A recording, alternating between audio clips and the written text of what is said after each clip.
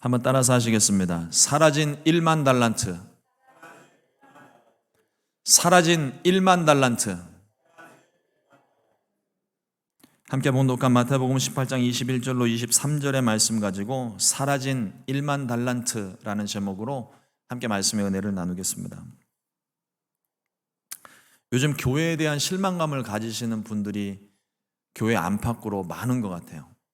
특히나 코로나 시기를 지나면서 약간의 분노 조절 장애 같은 게 생긴 것 같아가지고 교회도 힘들고 또 사회도 힘들고 여러 부분이 많이 힘듭니다. 혹시 가나안 성도라고 들어보셨나요? 가나안 성도? 네. 코로나 직전에 이제 좀 생겨난 신조어인데 가나안 성도가 뭐냐면 거꾸로 하면 안 나가 성도입니다. 믿지 않는 분들을 얘기하는 게 아니고 믿었는데 이제는 교회 안 나간다는 거예요.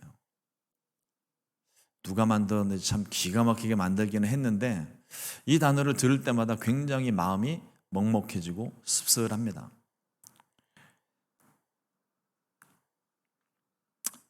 분명 예수님은 믿지만 교회가 싫어서, 사람이 싫어서 교회 안 나가는 성도들을 가리켜 만든 신조어입니다. 평생을 섬겼던 교회인데, 적어도 5년, 10년 섬겼던 교회인데 그 교회를 떠나는 심정은 오죽했겠습니까? 그럴 만한 이유가 있겠지요. 하지만 생각하면 생각할수록 가슴이 먹먹합니다. 교회는 용서받고 구원받은 사람들의 모임입니다. 하지만 여전히 온전하지 못한 사람들도 함께 있습니다. 상처받은 사람, 부족하고 연약한 사람, 모나고 예민한 사람들이 우리 가운데 있어요. 그런 사람들이 점점 변화되어져 가는 곳이 교회입니다. 예수님은 의인을 부르러 오신 것이 아니라 죄인을 부르러 오셨다고 분명히 말씀하셨습니다. 주님은 이 세상 가운데 빛으로 오셨습니다. 어두운 세상 가운데 빛이 필요했기 때문입니다. 주님은 또한 생명의 빛으로 우리 가운데 오셨습니다. 사망의 그늘 가운데 앉아서 신음하는 그들에게 생명이 필요했기 때문입니다. 그 빛이 비춰져야 어둠 속에 빛이 임하고 사망 속에 생명이 임하는 것입니다. 그런데 모난 사람들 때문에, 잘못하는 사람들 때문에 내가 주님 곁을 떠나게 된다면 누구 손해겠습니까? 전적으로 내 손해 아닌가요? 왜 사람들 때문에 내가 받았던, 은혜 받았던 그 자리를 떠나야 하고 왜 주님 계신 전을 우리가 떠나야만 합니까? 다 이유 있습니다. 하지만 그럼에도 불구하고 우리가 하나님을 섬기는 자들입니다. 하나님께서 혹여라도 다른 사람 때문에 상처받고 아프고 괴롭고 힘들어하는 그 사람들을 하나님이 위로하시는 거예요. 주의 은혜가 있기를 주님의 이름으로 축원합니다.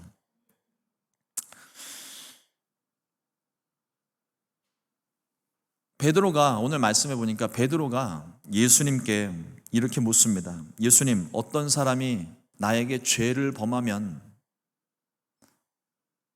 몇 번이나 용서해 줘야 됩니까? 7번쯤 하면 되겠습니까? 베드로가요, 굉장히 큰 맘 먹은 거예요. 당시 유대인들, 유대 랍비들은요, 하루에 3번 용서하라고 가르쳤습니다. 이 베드로는 지금 7번을 용서하면 되겠습니까? 굉장히 큰 맘 먹고 예수님께 여쭤보는 거예요. 예수님께서 말씀하시기를 7번을 70번까지 하라. 잠시 산수 공부 한번 해볼까요? 77에 49. 네, 77이 아닙니다. 77에 49. 7번에 70번. 그러면 7 곱하기 70이면 몇 번입니까? 490번이요. 하루 490번까지 용서하라고 예수님 말씀하셨어요. 하루 490번 용서할 일이 생기면요, 그날은 재수 없는 날입니다. 오늘 날이 왜 이렇지? 왜 사람들이 나한테 다 이러지? 그날은 사람 만나기 싫은 날이에요. 그런데 예수님은 490번일지라도 용서하라고 말씀하십니다. 하지만 숫자적인 의미가 아닌 제한 없이 무조건적으로 사랑하고 용서하라는 의미가 있습니다. 그리고 예수님께서 이 말씀과 함께, 이 용서에 관한 말씀과 함께 1만 달란트의 비유를 말씀하시는 거예요. 왕에게 1만 달란트 빚진 사람이 있었습니다. 왕은 가진 거 다 팔아서라도 이 빚을 갚아라. 아내도 팔고 자식도 팔고 그 가지고 있는 모든 전 재산 다 팔아서 빚을 갚으라고 이야기를 합니다.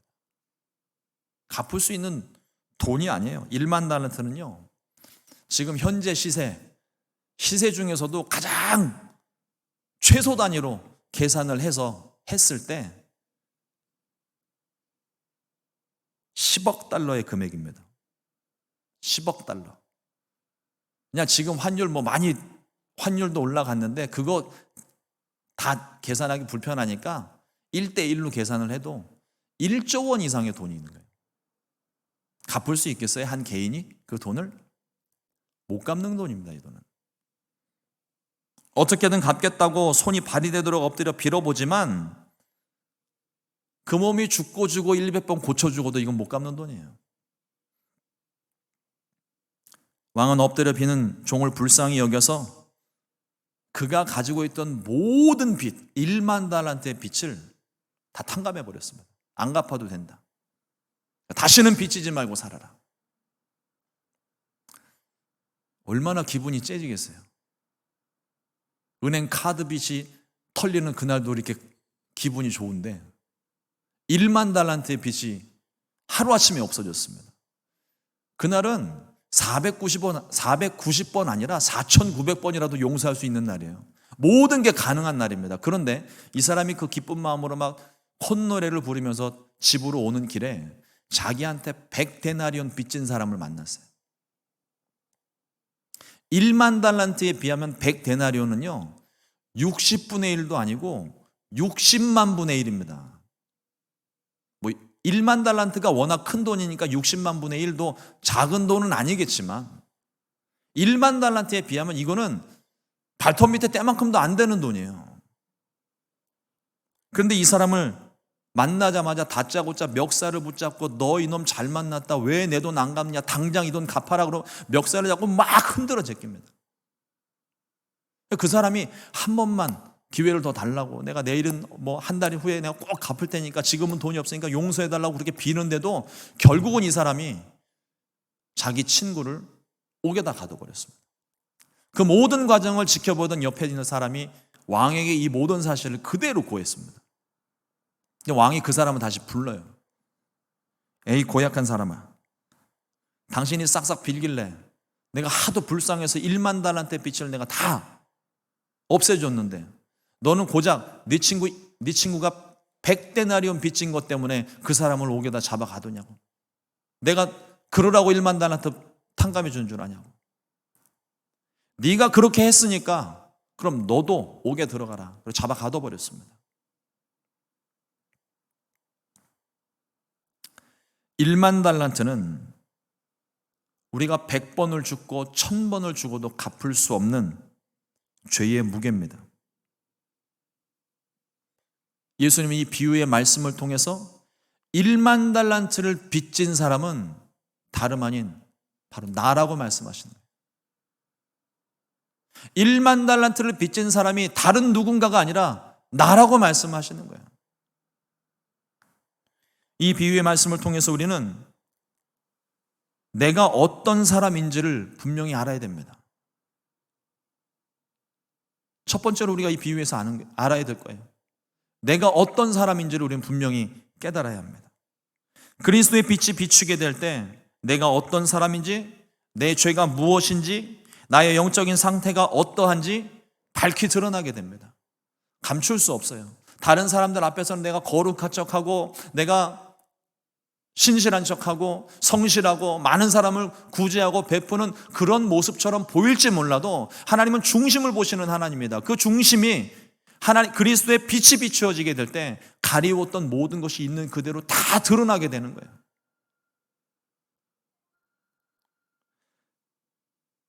그리스도의 빛 앞에 내가 얼마나 더럽고 추한 존재인지 우리는 깨닫게 되는 것입니다. 그러므로 주님 앞에서 내 자신을 있는 그대로 솔직하게 보여야 합니다. 내가 얼마나 추하고 더러운 죄인이었는지, 내가 하나님께 진 빛이 얼마나 많은지 우리는 분명히 알아야 됩니다. 그래야 하나님의 은혜를 깨달을 수 있어요. 또 이 비유의 말씀을 통해서 우리가 둘째로 배우는 것이 주님의 은혜가 무엇인지 우리는 알아야 됩니다. 내 힘으로는 해결할 수 없는 것이 죄의 문제입니다. 아무리 성실하게, 아무리 열심히 노력을 해도 죄의 문제는 내 힘으로 해결할 수 있는 문제가 아니에요. 1만 달란트의 빚처럼 갚을 수 없는 빚입니다. 그 빚을 하나님이 자격도 없는 우리에게 조건 없이 탕감해 주셨어요. 내가 죄인임을 깨닫는 것 자체가 은혜입니다. 많은 사람들이 내가 죄인인 것을 알지를 못해요. 그저 나는 죄 없이 법 없이 그냥 내가 나쁜 짓 하지 않고 정직하고 성실하게 살아왔으니까 나는 죄 없다. 아니요, 그건 틀렸습니다. 주님이 말씀하시는 죄는 이런 도덕적이고 율법적인 죄가 아니에요. 하나님을 거역하는 죄, 하나님을 믿지 않는 죄, 무엇보다도 내 자신의 나의 주인이 하나님이 아닌 내가 된 것이 그게 죄입니다. 하나님 없이 나 살 수 있다고 뛰쳐나가는 게 그게 죄인 거예요. 내가 죄인임을 깨닫는 것 자체가 은혜입니다. 그래야 하나님 앞에서 애통할 수 있습니다. 마태복음 5장 4절 말씀에 애통하는 자는 복이 있나니 저희가 위로를 받을 것이며, 내가 죄인임을 깨닫고 주님 앞에 엎드려 기도할 때 비로소 보혈의 은혜, 죄 용서의 은혜를 깨달을 수가 있습니다. 보혈로 덮이는 순간 우리의 모든 죄는, 지난날의 모든 죄는 눈 녹듯이 사라지고 깨끗하게 되는 것입니다. 내가 어떤 사람인지 알았고 내가 주의 은혜를 깨달았다면 그 다음 우리가 얻는 교훈은 주님이 나를 용서하심 같이 나도 내 이웃을 사랑하고 용서해야만 하는 것입니다. 만일 용서하지 않으면 이것이 우리에게 큰 걸림돌이 됩니다. 베드로전서 4장 8절 말씀에 무엇보다도 열심으로 서로 사랑할지니 사랑은 허다한 죄를 덮느니라. 우리의 완악한 마음을 변화시키는 것은 오직 예수님의 사랑뿐입니다.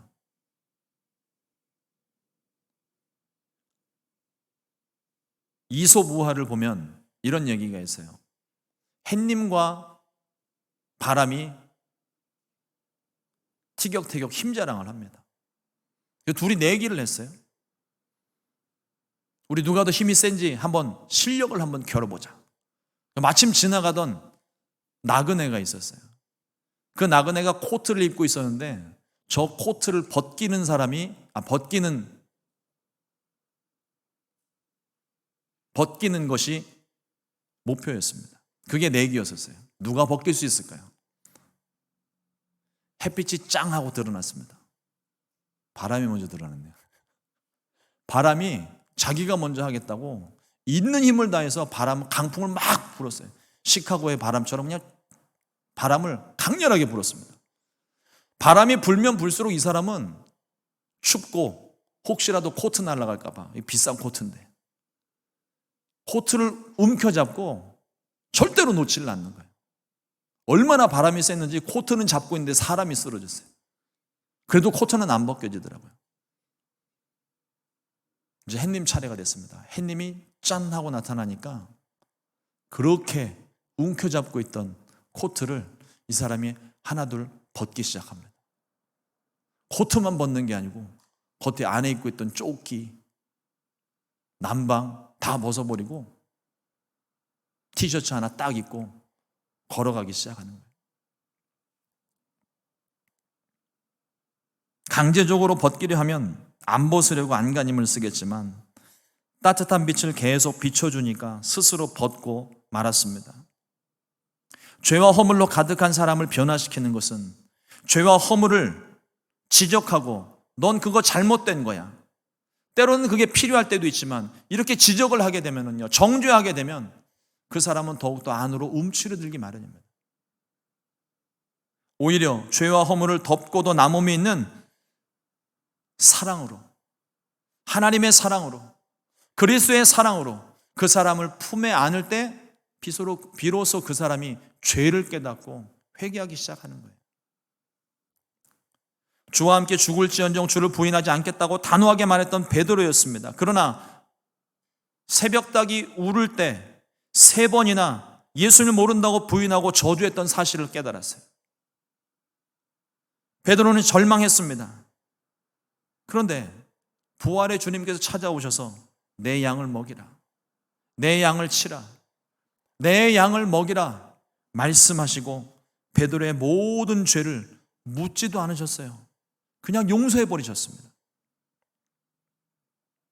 베드로는 사랑이 허다한 죄를 덮는다는 것을, 무엇보다도 예수를 배신한 자신을 용서하셨다는 것을 경험한 사람이었어요.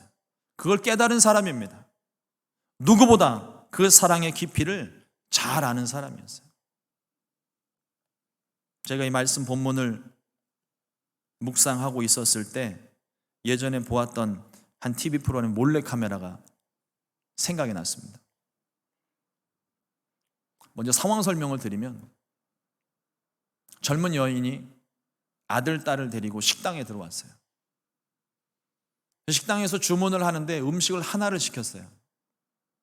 음식이 나오니까 음식을 반으로 갈라서 그 아들이 오빠고 딸이 동생이었는데 반 똑같이 이렇게 나누어 주었습니다. 그날은 오빠의 생일이었어요.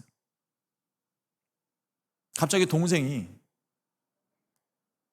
나도 하나를 다 먹고 싶다고, 이건 부족하다고 하나를 다 먹고 싶다고 떼를 쓰기 시작합니다. 엄마가 딸 아이를 설득하기 시작해요. 나도 하나를 다 사주고 싶은데 오늘은 오빠 생일이어서 함께 나오긴 했지만 돈이 없어서 너에게 하나를 다 사줄 수가 없어. 친절하게 설명을 합니다. 근데 그 이야기를 듣고 있다가 갑자기 오빠가 말을 또 거두는 거예요. 나 오늘 생일인데 나 하나 다 먹고 싶다고. 둘이 막 서로 티격태격 땡깡을 부리면서 막 자기네들 이야기를 하는 거예요. 엄마가 잘 타일러서 일단 먹게 하고 뭐가 불편했는지 조용히 일어나 화장실로 들어갔습니다. 여기까지가 몰래카메라의 설정 장면인 거예요. 화장실로 엄마가 들어가고 난 다음부터 일이 시작이 됩니다. 갑자기 옆에서 식사를 하고 있던 사람들이 분주하기 시작해요. 그 사람들은 지금 이 설정 상황을 전혀 모르는 상황입니다. 어떤 사람은 화장실 앞으로 가서 그 젊은 엄마가 나올 때까지 기다리고 있다가 손에 돈을 쥐어주면서 아들 생일 선물하라고, 그럴 수 있다고, 괜찮다고 엄마를 끌어안고 다독여줍니다. 또 반대편에 있던 한 신사부는 웨이트레스를 불러서 내가 저 식탁에 값을 다 지불할 테니까 아이가 먹고 싶은 거 다 시켜주라고.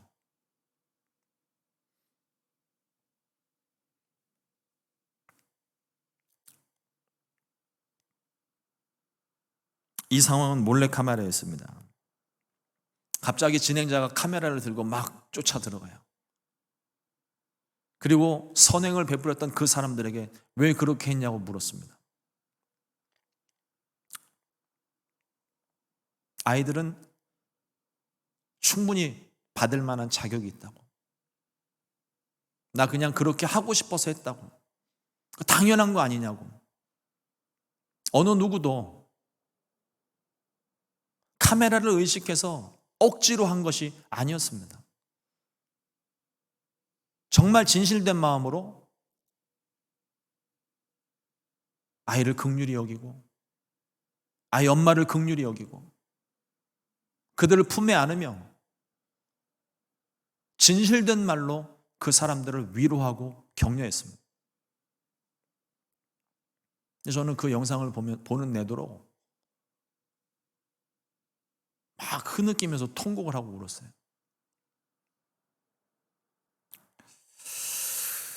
상황도 감동적이긴 하지만 그 영상을 보는 가운데 주님이 제게 주신 말씀이 있었거든요.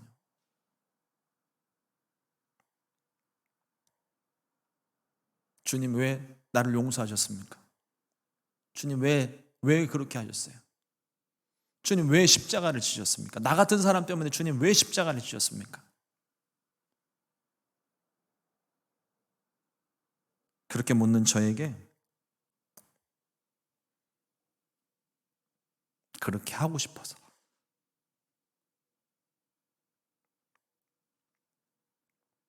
너는 그 사랑 받을 자격이 충분하니까, 넌 내 아들이잖아. 내가 너를 사랑했기 때문에 나는 십자가를 질 수 있었고 너를 대신해서 내 몸을 줄 수 있었다. 이렇게 말씀을 하시는 것 같았습니다. 사랑하는 성도 여러분, 1만 달란트를 빚진 사람은 나에게 상처를 준 그 사람이 아니라 하나님께 모든 죄를 용서받은 우리 자신입니다. 1만 달란트는 내가 져야만 했던 죄의 무게예요. 내가 갚아야 할 죄값이었습니다. 그런데 우리에게는 갚을 능력도 없고 갚을 수 있는 방법도 없었습니다. 그 빚을 예수님이 대신 갚아주신 거예요. 십자가에 설리신 보혈로 우리의 모든 죄를 탕감해 주셨습니다. 차곡차곡 갚아주신 게 아니라 단번에 우리의 모든 죄를 청산해 버리셨어요. 첫사람 아담의 죄로 인해서 우리는 죄의 종이 되었지만 예수님께서 자신의 생명으로, 자신의 피값으로 모두 지불하시고 우리를 자유하게 하셨습니다. 이 은혜를 깨달으려면 내가 얼마나 큰 죄인이었는지 먼저 알아야 됩니다. 성령께서 깨닫게 해주십니다. 십자가의 빛은 우리를 비추어 우리 안에 감추어진 모든 죄를 드러나게 하셨지만 십자가의 보혈로 우리의 모든 죄와 허물을 덮어주셨습니다. 시편 32편 1절 말씀은 말합니다. 허물의 사함을 받고 자신의 죄가 가려진 자는 복이 있도다. 저와 여러분들은 복받은 사람이에요. 스스로를 너무 하찮게 생각하지 마십시오. 여러분은 정말 놀라운 사람들입니다. 주님이 그 생명을 던져서 구원하실 만큼 가치 있는 존재들이에요. 전에는 가치가 없었는지 몰라요. 그러나 지금은 예수님의 생명으로 내가 다시 산 인생이잖아요. 다시 얻은 인생이잖아요. 때로는 가다 쓰러질 수 있습니다. 어린아이들만 넘어지는 게 아니에요. 어른들도 가다가 넘어지고 미끄러지고 쓰러져요. 그렇다고 해서 우리가 하찮은 존재가 되는 것이 아닙니다. 인생 살다가 넘어질 수 있고 문제 만날 수 있고 아파할 수 있고 신음할 수 있습니다. 그렇다고 해서 내가 하찮은 존재가 되는 게 아니에요. 우리의 존재는 예수님이 정해 주셨습니다. 예수님의 피값으로 얻은 생명이에요. 귀한 존재들입니다.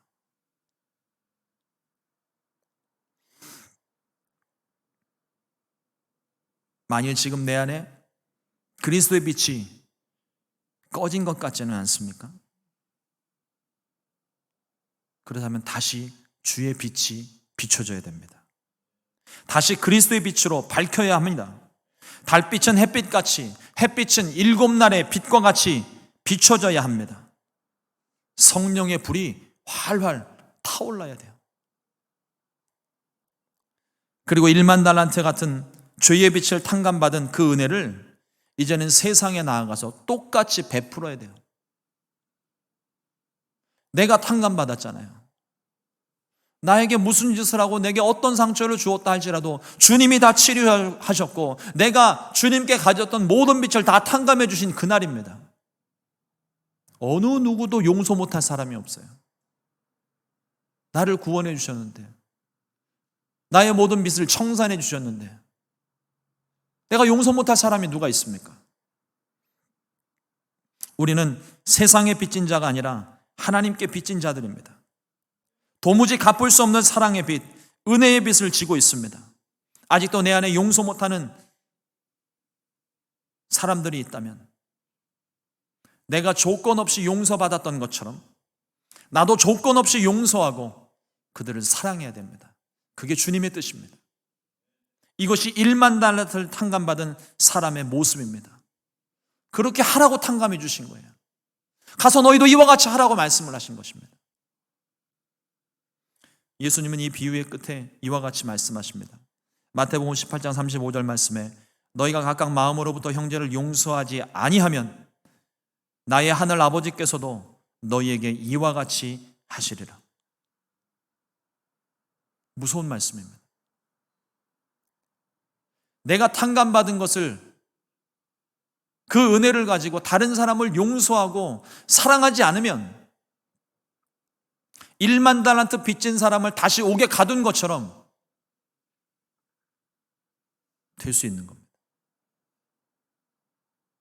이러므로 나를 바로 알고 받은 은혜를 깨닫고 사랑하고 용서하는 은혜 받은 자의 삶을 살게 되시기를 주님의 이름으로 축원을 드립니다. 기도하겠습니다. 하나님, 오늘도 귀한 시간